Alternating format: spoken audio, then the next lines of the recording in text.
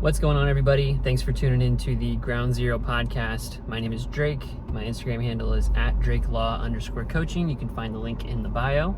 My name is Taijhan, and my Instagram is Taijhan_Nelson. Check that link in the bio. All right, so we're going to start out with an icebreaker, and you've got the question today. Sure do. All right, so the question is, what is something that you learned in life that has helped you become better or elevate? That's a tough question. We're starting out pretty deep. A deep one. I wanted a deep one today. All right, I think one thing that I've more subscribed to lately that I think has made a big difference is you have to build in your life. You have to create. And I think that I've been applying that more recently in a lot of terms, like with the business, creating programs, creating writing more. I've been doing a lot more writing. When I was in school, I did a lot with music. I did a lot with just a lot of things. Creating programs is always fun, of course, but I think it's important to be able to express your expertise through writing or express your passions through creating. And I think that's something that is really valuable because it's going to keep stacking to get better and better at something. And when you create something and you run into a roadblock or you run into a wall or some kind of obstacle, it teaches you how to overcome that because you have to figure out how to create it or how to go around this problem. And I think that's a really quick way to learn, but also to just become better at whatever it is you do. Like if you want to be an amazing chef, right? You have to cook. You can't watch hundreds and hundreds of cooking videos. I mean, you'll probably pick up some things, but you're gonna learn more from actually cooking than you ever will just by watching videos on how to cook, right? So it's important to build, it's important to create, it's important to implement. And I think if you want to really improve, you need to create more than you consume.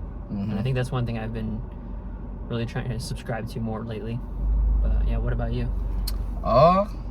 For me, it was actually something that I heard in a podcast a while ago. It was back when I was kind of struggling, trying to figure out this purpose thing that everybody's trying to figure out, right? What is my purpose, right? He said in the podcast, he was like, purpose isn't anything like crazy. It's just your skills that you have and how you utilize those skills to get to where you want to be, right? Be who you want to be. And when I first heard it, I was like, what? And he was like, apply it. So write it down on a piece of paper, write down what your skills are, things like that, write it down. And what I did was I wrote it down on note cards, and I put that quote on a piece of paper, and then I put each skill that I felt like I may have had, whether that was maybe leadership or emotional intelligence, just whatever, just things like that. And then looking at them daily and being like, okay, so these are my skills. Now, how can I use this in whatever I choose, whether, profession-wise and things like that? And that is what made my purpose, right? It's not something that I had to continuously search for, which really, really did help me a lot. That was a big deal for me. It really changed the way I looked at things, and helps when I'm speaking to people who may feel that way too and may not understand, maybe trying to search for this, again, purpose, this thing that we all need to be looking for, when in reality it's like, okay, no, it's just what are you great at, what are you good at, and how can you use that to get to where you want to be and be who you want to be, right? So that really is what helped me elevate as a person. Was that? So what did you come up with? Skills? As your purpose? What did you decide? Well, again, like I said, it was just the skills, right? So for me, it was how can I use these skills, because I like health and fitness. Right. So how can I use these skills that I have to do what I want to do in that realm well? You know what I mean? So whether that's, leadership or, emotional intelligence, things like that. Okay, cool. So I understand. I'm good with talking to people. I understand that. How can I use that skill to be better at this particular profession, right? So that's really what all it was. But I mean, I guess if I was to say like what exactly was it, I guess it was, I knew it was me wanting to help people. You know what I mean? My purpose is, how can I help people? How can I help people? You know, truth is a big thing for me, I've realized over the years. So even that, you know, how can I help people in the most honest way, you know, truthful way that I can, things like that. And how can I educate? Because that's another skill that I think that I have, is educating people on things. So again, how can I use these things? That's all it was, if that makes sense. Yeah, no, that's cool. And I think that's really important because, I mean, nowadays especially, I feel like there's more people than ever who just feel lost. Yeah. You know? And I think some of that has to do with social media and just seeing all of these different things that people have and people flaunt. People are being happy on social media. Definitely. And it's not realistic. Mm-hmm. So it makes you feel insecure about where you are Mm-hmm. and where you're not, and where you know, fear of missing out. Yeah. So what would you say to someone who is like experiencing some of that, not really knowing what your purpose is, not having a real direction? Like, what would you say to start someone who wants to start getting better at that?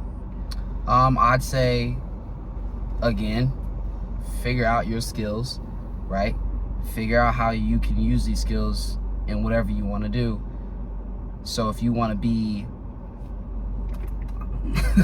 I don't care what it is. I mean, if you want to be a chef, yeah, let's just say a chef. You want to be a chef, okay, cool. So maybe you're good at, maybe you're a great listener. Maybe that's a skill, because that is a skill, right? You're a great listener. Okay, cool. So how can you figure out how you can use that skill to be better at what you do? So that's one way that I would talk to them and try to help them. But another thing is, like you said, man, building. You know what I mean? Building is a really big, like you saying that and explaining that is something that I realized, but I never thought about it in the way you explained it. But when I think about when I was the most insecure or, you know, something like that, or like when I felt like I wasn't at my better self, I wasn't building anything. You know what I'm saying? I wasn't, you know, taking responsibility for things that's going on in life and trying to actually become better at it. I was, you know, doing a lot of things I didn't want to do. You know, there was a lack of discipline. You know, all those things play a role. So, yeah, building something is definitely important. And it doesn't mean you have to build a business. You know what I mean? Like, it doesn't mean that. You can be building anything. Again, like, what do you want to do? And then work at it. Like, that's building. You know? Somebody working out and becoming better, becoming stronger and more flexible, it's literally them building. You know what I mean? It's the same thing. Yeah. It's grinding. Yep, that's all it is. Working towards something. Exactly. That's why exercise can be so powerful too.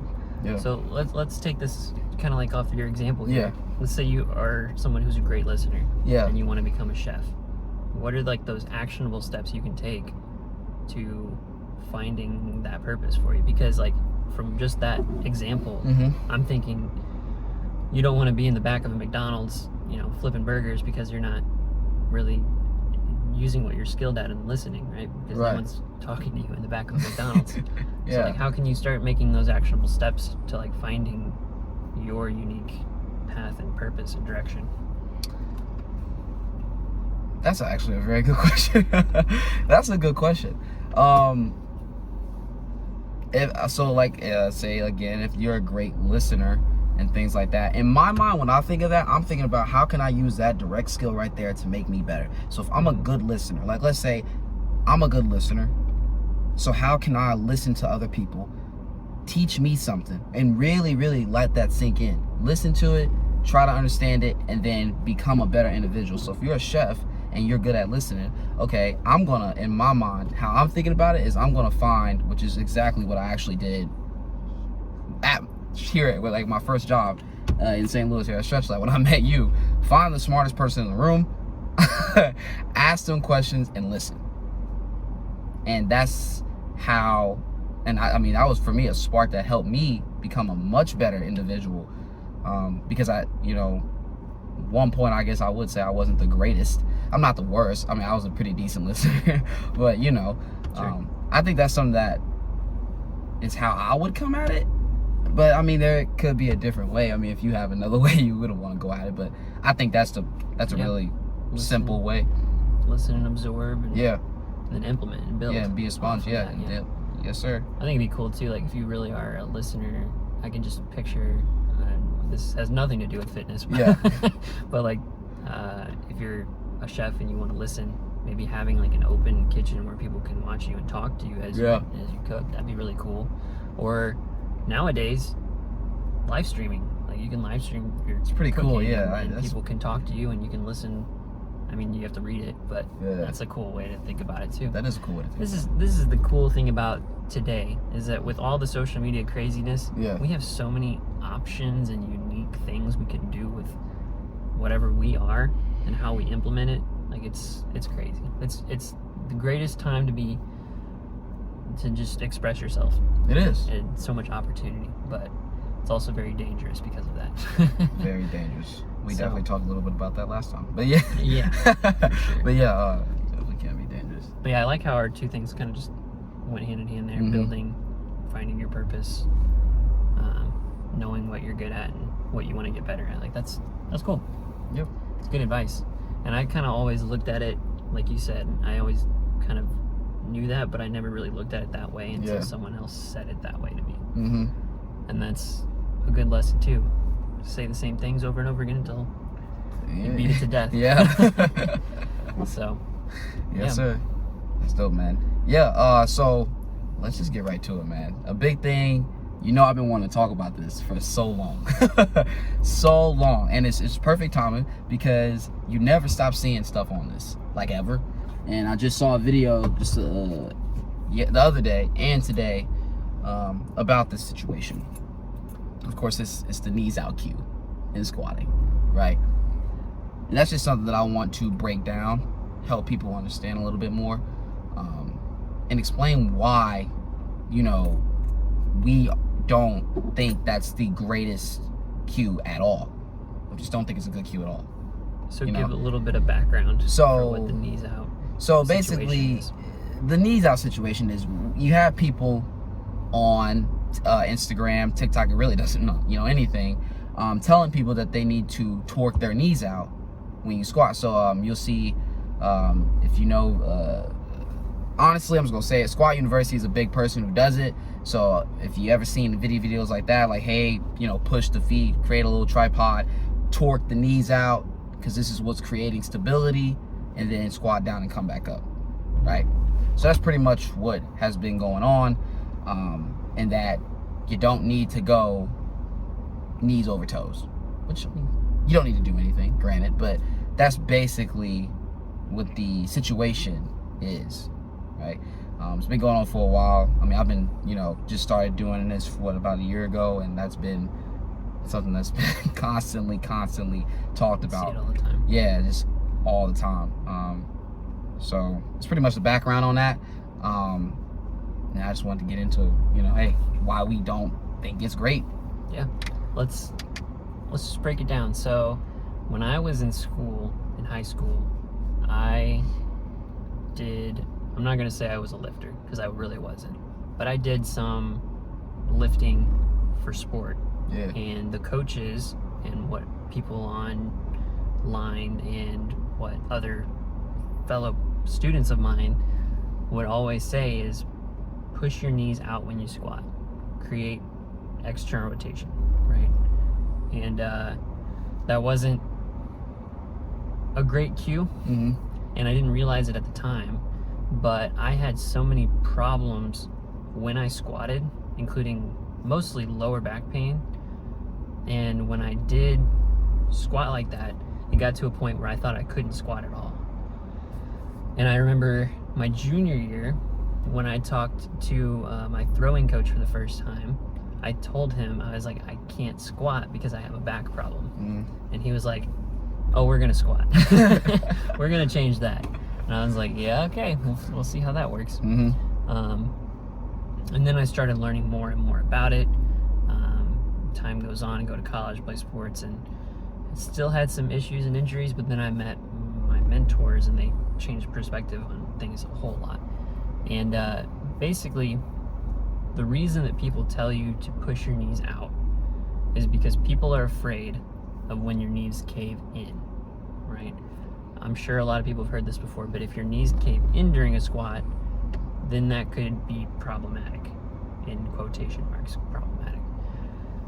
So to avoid that, people think the solution for not letting your knees cave in is by pushing your knees outward actively. And there's a lot of things to deconstruct with just that. Yeah.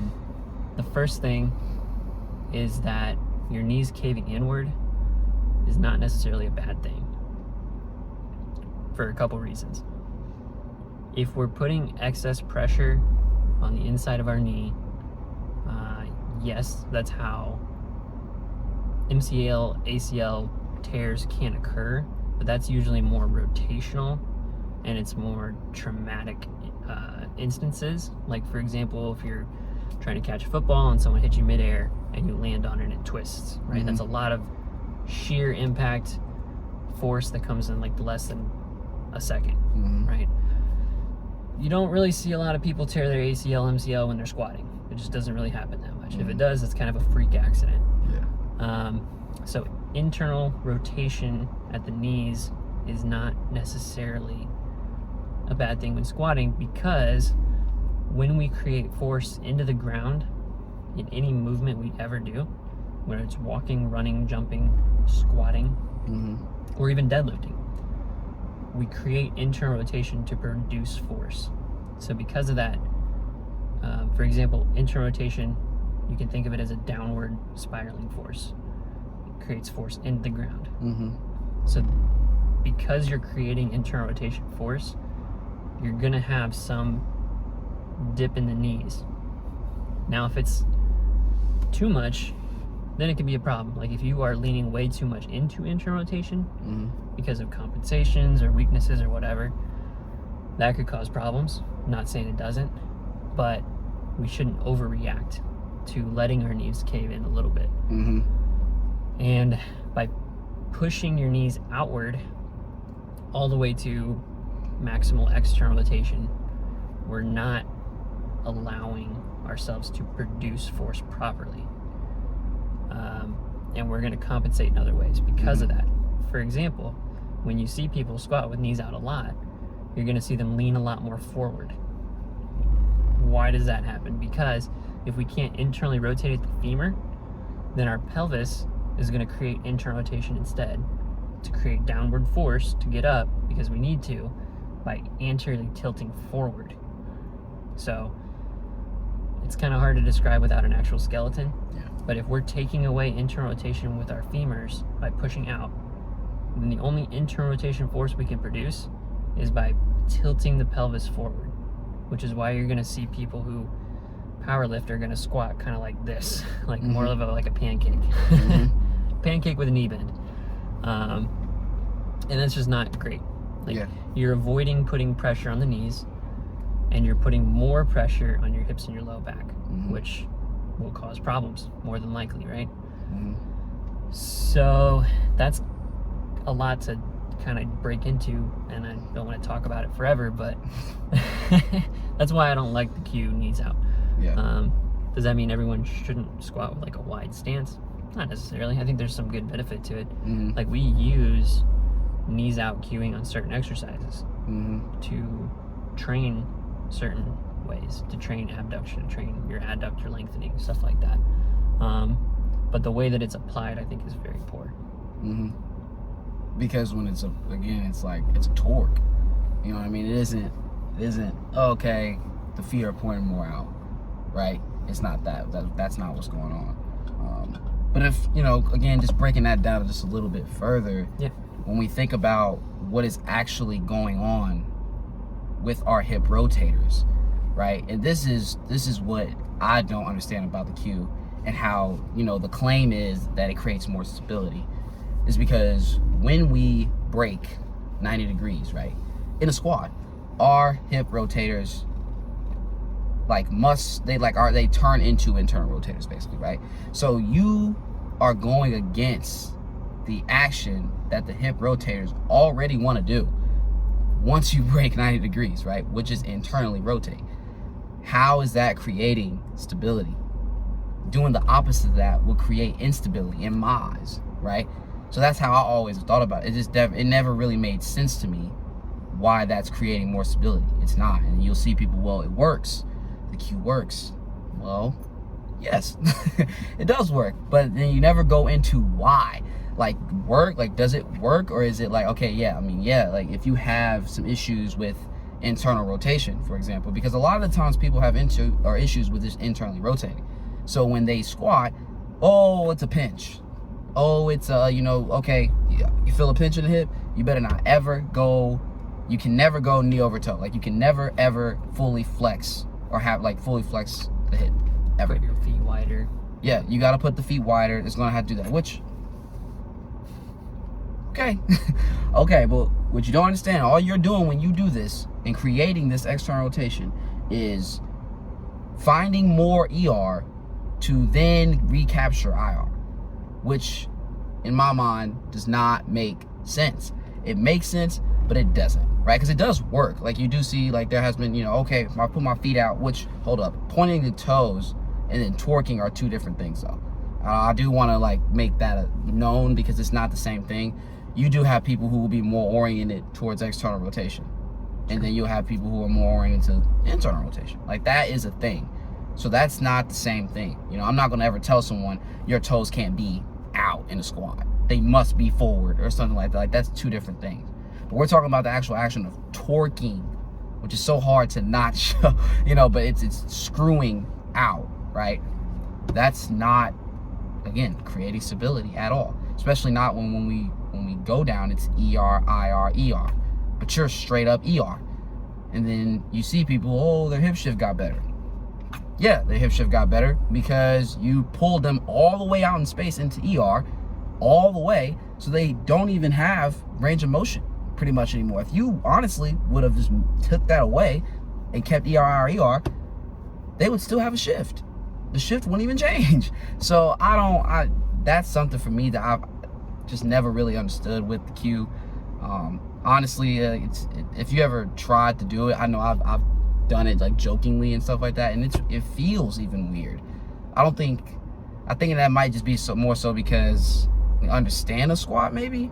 I don't know if that's what it is, just how we do it. But I know for me, when I've like done that, it doesn't even feel normal. Yeah. Like, it's weird. And last time I checked, we're not apes. We're humans. Apes can walk into a bunch, and they don't, or gorillas, whatever. They don't move that well. So that's also something to think about. But yeah, that's pretty much my thing with it. It's just, I don't know why there is such a argument about it. I mean, like, if you want to do it, that's fine. You can always do what you want to do. It's just understanding that it's not actually addressing any issues. It's not addressing the fact that you lack internal rotation by torquing out and, being in straight IR. It doesn't help anything. Do you deal with lower back pain? Do you wake up in the morning and feel so stiff and tight in your hips? Or maybe you even have a hard time touching your toes, let alone the floor. Lucky for you, we're running a 6-week flexibility challenge where you can improve your flexibility, get stronger than ever in just 30-minute workouts 3 times a week. The challenge is run through our online app, where you'll have access to your own coach who can customize and help you through the challenge by building habits and also providing accountability. If you're interested in signing up for this challenge, it's only $9 a week for 6 weeks, and you can sign up with the link below, or you can send us a message for more information to see if this is going to be a right fit for you. Yeah, and I think the important thing too is kind of understanding why we're doing certain things, because if we're squatting, the main idea of the exercise is to sit down, stand up, right? Mm-hmm. Doesn't matter depth-wise, we're not even talking about that right now, but if you try to sit down and your goal is to stand back up, try to sit on a chair and just push your knees out. That's not going to help you stand up. It does not do anything. You can sit on the ground, you can sit on a chair, push your knees out, not do anything else, and you're not going to stand up. You stand up by pushing into the ground to get back up, right? And pushing into the ground is internal rotation. That is extension. That's downward force that we're creating. External rotation does not do that. So, which is relative motion, right?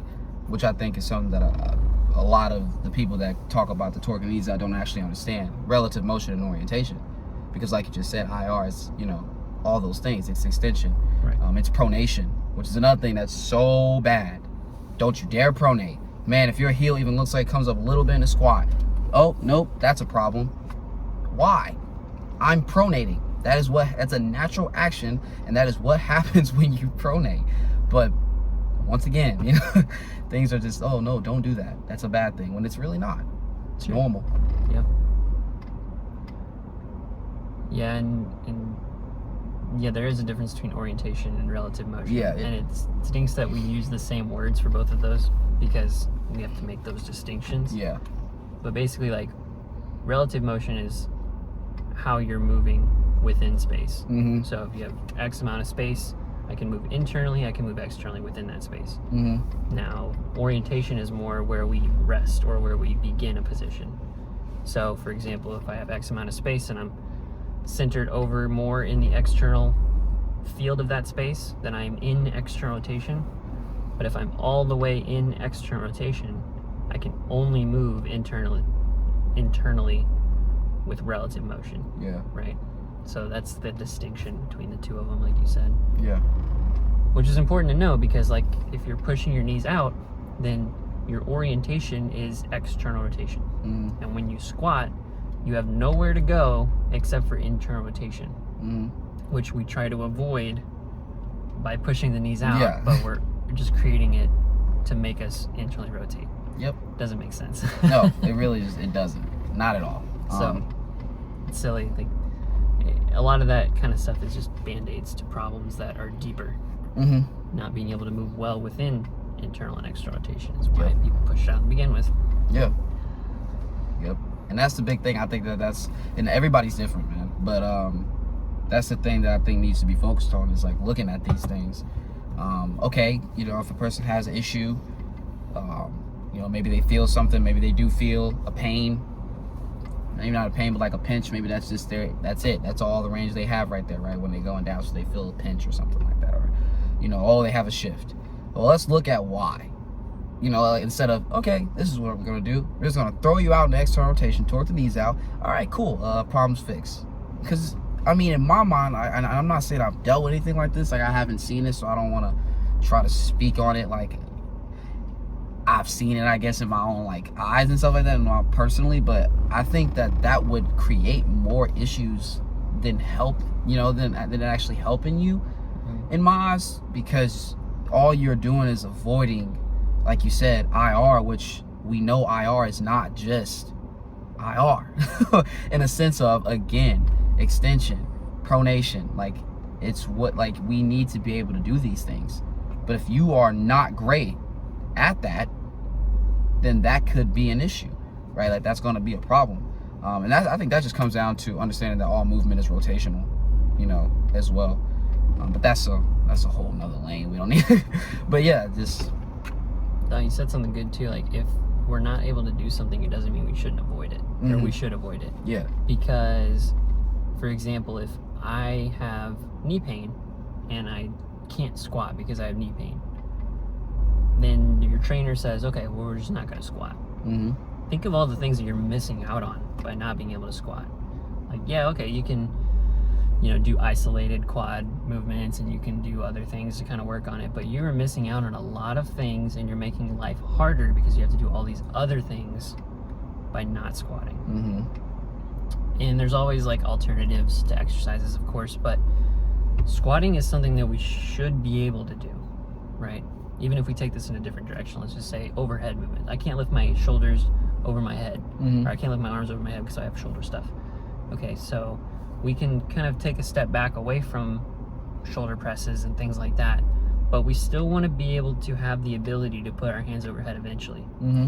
So instead of just completely avoiding the problem, how can we build to overcoming the problem, right? Mm-hmm. And there's various different strategies and paths to being able to do that. But for example, if you're trying to be able to lift your hands overhead eventually, then instead of just completely avoiding overhead movement, let's spend time working on shoulder rotation, scapular mobility, rib cage mobility, things like that will help be able to go overhead eventually. Mm-hmm. And then when we can go overhead without pain, then let's strengthen that and get it stronger so that we can always access it. Yeah. And that's kind of the philosophy with all of what we do. Yeah, man. You know, and I really like that you said that because it is a lot of avoidance in the field, man. It's like you have pain, oh man, run. And you better run from that movement too. Don't you ever do that movement. You know, your back hurts, don't ever flex the spine, because why would you do that? You know what I mean? Like, don't ever do these things. And that's not, I don't think that's good advice. I don't think that's anything that's actually helping an individual, especially based, and everything is based off of how we are as performers. And if you guys see my posts, I talk a lot about this, but we are all performers, every single last one of us. Okay, it's not just athletes. We all do things. Okay, well, you know, if you garden, you perform. Okay, if that's what you love to do, and you have certain things that you need to be able to do as a gardener that other people may not need to do. Right? So, you know, as a gardener, you're gonna be squatting. You know, you're gonna be in a squatted position, things like that. Maybe you need to bend over. Yeah, maybe you need to bend over and be in some spinal flexion. So if I have a gardener come to me and they say, hey man, my back hurts. Okay, listen, right now, this is what I'm gonna tell you right now. We're not gonna flex the spine. Don't even worry about squatting or anything like that. This is what we're gonna do. We're gonna do these things that don't that don't have anything to do with your pain. Let's just avoid it. Let's train biceps. Yeah. let's do that. It's like what how trainers do. No, I've worked in gyms, and that's literally what it is, do. man, because they don't know what to do though, honestly. And I get that, because genuinely, before I moved here, honestly, I feel like that's something that I would have done. Like, if I'm being completely realistic with myself, I didn't understand things, I didn't know things. So someone would have came to me and said, man, I have back pain, and when I move into flexion, it hurts. You know, and they've been dealing with this for years, right? Yeah. I would tell them, I probably would, okay, whoa, that would scare me. Let's not do that. I don't want you to get hurt with me. I don't want you to get more hurt with me. Let's not do that. You know, and it's okay to avoid things at first. I think you talked about this sometime. I don't know if it was today or something like that, but like avoiding things when, like, especially when it's like more of an acute problem, avoiding it and maybe not trying to go into that right then and there. But you know, this is a chronic issue. You've been dealing with things for years. Avoiding it isn't going to help you. Not moving isn't going to help you. You know, so it's actually just addressing the issue, man. I think that's what we do. We address these root problems, you know, and things like that. I had to address my problems when I had back pain. I had to address things that, you know, were limiting me. And of course, we never know exactly why someone has back pain. But for me, it was, okay, hey man, kind of suck at extension. You use your back a lot. Your hamstrings aren't as strong. You know, you can work on some internal rotation, things like that. Okay, cool. You can work on your adductors a little bit. These are all things that I worked on and helped me, was just addressing the issue, you know, addressing the problem. So that's something that I think people could do a lot better job of, and I think we do a great job of, to be honest. For sure. So let's close it out with this then. Let's say someone comes to you with back pain, right? Yes, First sir. time ever working with them. Step by step, what is the process you're taking them through to help with their back pain? Step by step. So are we talking about what I'm asking them and stuff, or how? The whole process. So what are you looking for? What are you giving them? What is the step by step process you're doing to help solve this person's back pain?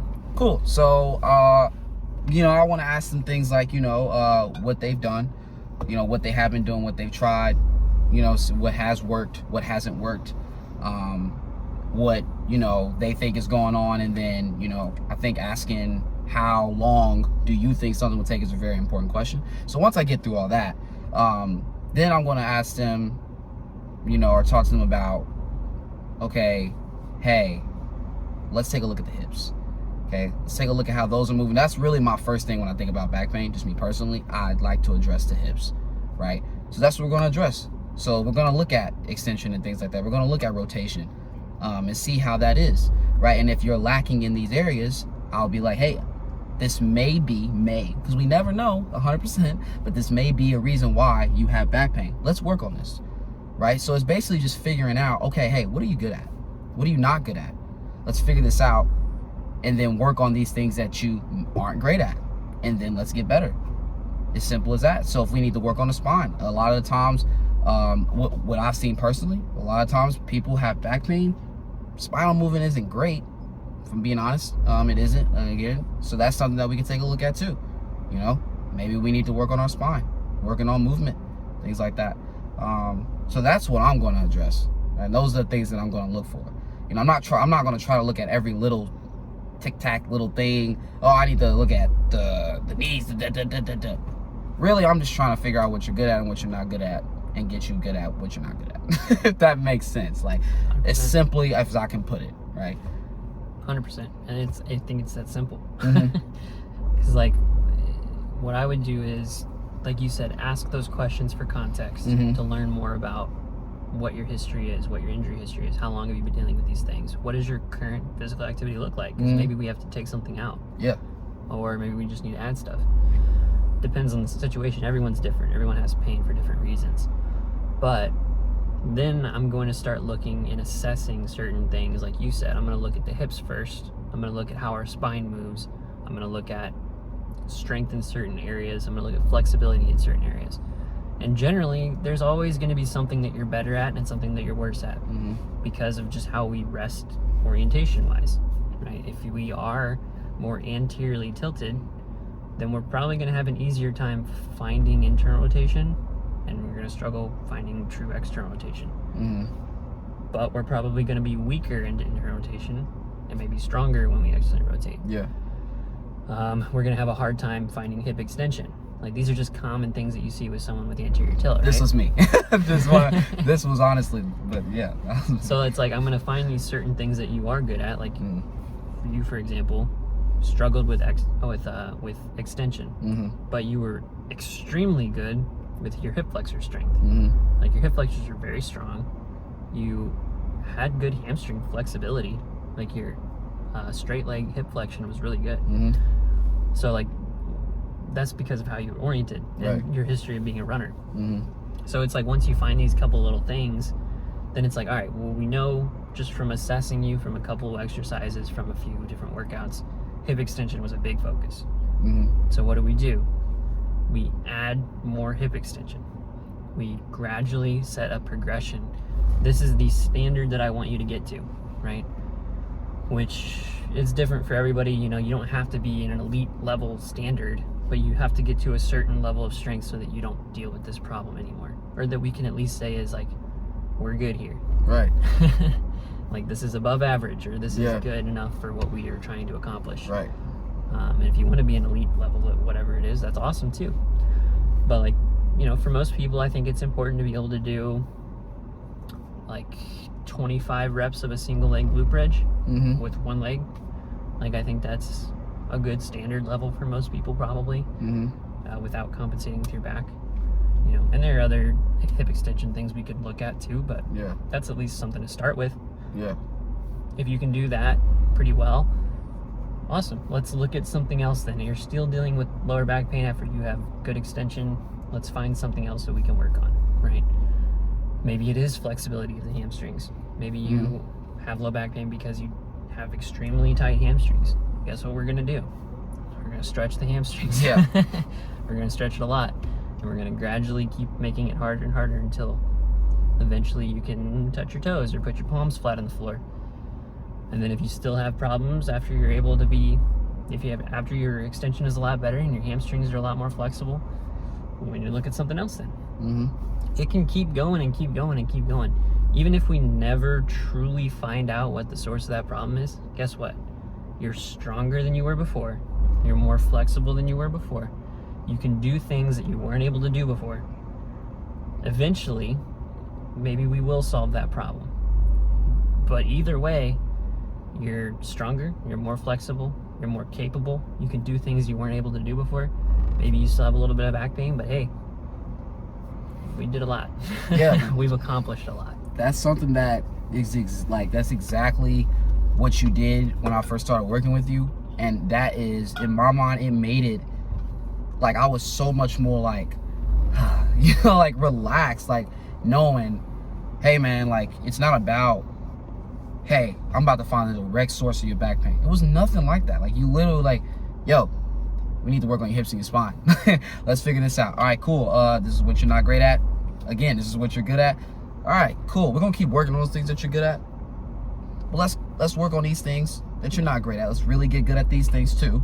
And then we will go from there. And that's exactly how it went. Kept going and kept going. All right, maybe I can get stronger with this. And it's still a continual process that I do myself now.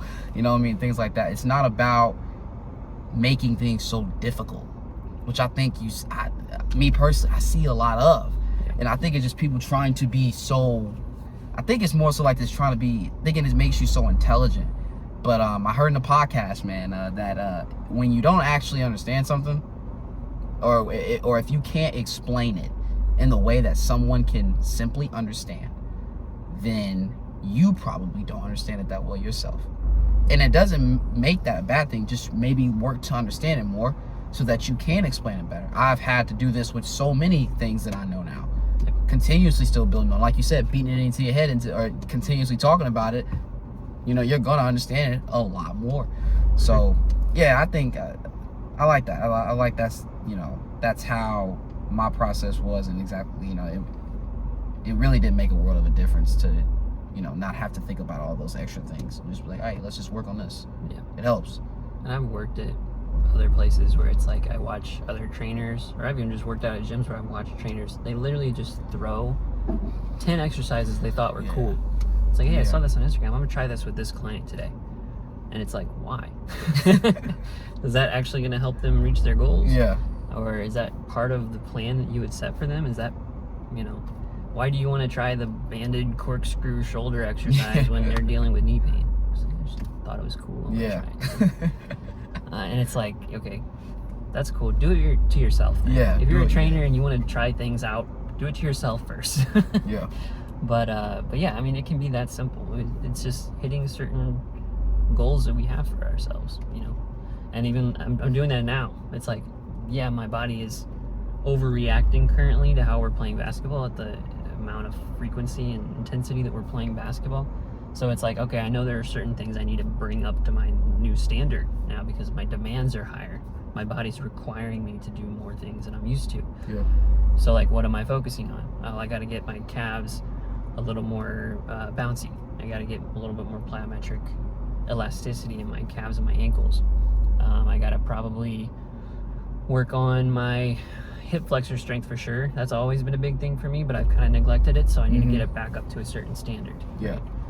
Hip extension, of course, is always a thing that is going to be needing addressed, but just certain things like that. Like there's a guy that I used to watch. I can't remember his last name, but his name is Ivan. I remember his first name is Ivan, and he always said that he believed everyone could squat deep. I believe that as well.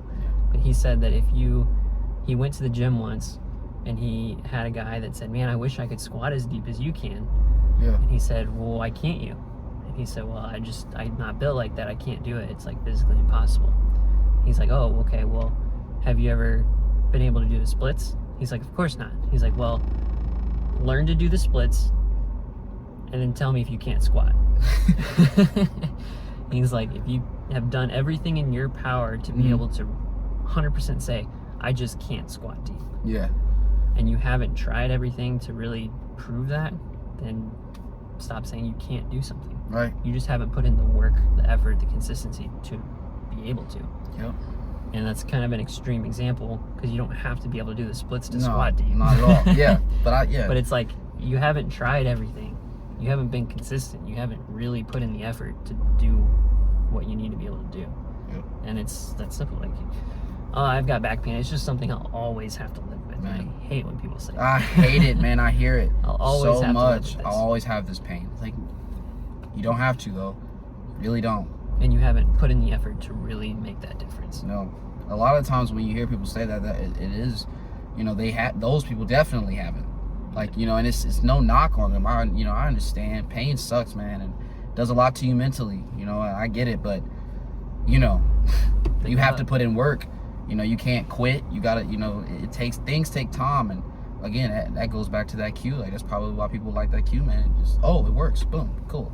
Instead of actually addressing it, because addressing takes time, and people don't like that. People want a quick fix, and usually if things are that quick, something like that, maybe it isn't great. Like, you know, think about the quickest food you ever made. Probably shouldn't eat that. It's either not that good or it's not that healthy. One or the other. Yeah, so yeah. And that's the tough thing about this field is Yeah. that every result that you're trying to achieve, every result that the viewer, listener is trying to achieve, it's not going to be easy. Like, it takes time, it takes consistency, and it takes effort. We're not selling a quick fix. We're selling habit development. We're selling solutions, plans to get to a certain goal. It's not going to be quick. Maybe some things will be. Maybe you'll start seeing immediate results.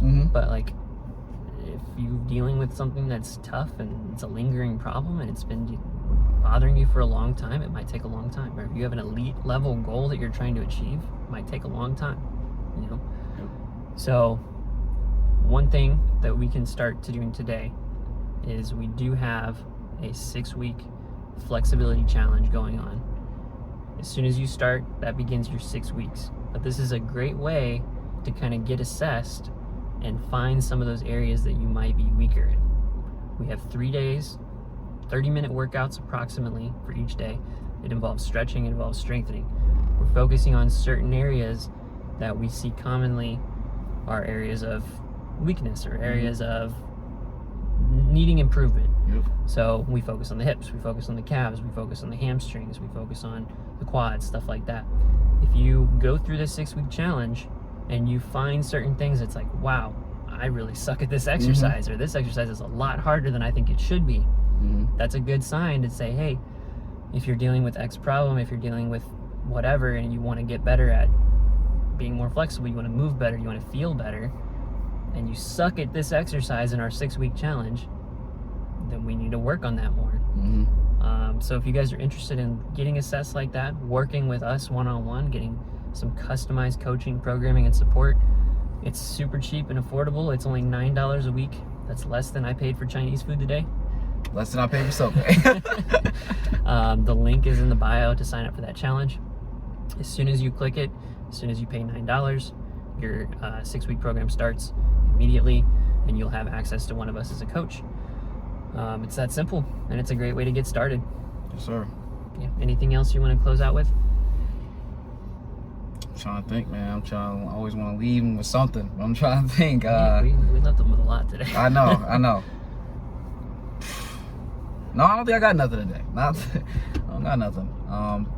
You know, I will say this though, I guess. Just really understand that things are about addressing our issues, okay?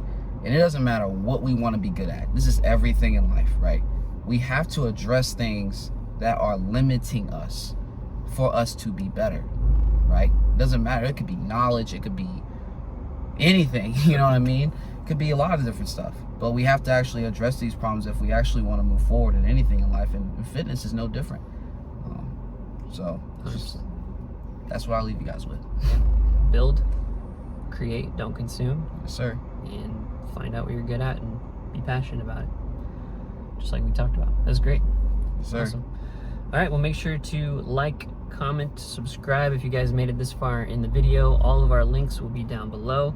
Make sure to check out some of our free resources, the 6-week challenge, and just comment about what your favorite part is, or if you guys have any life lessons that you've learned that have really helped you. We'd love to hear that too. We will see you guys next week.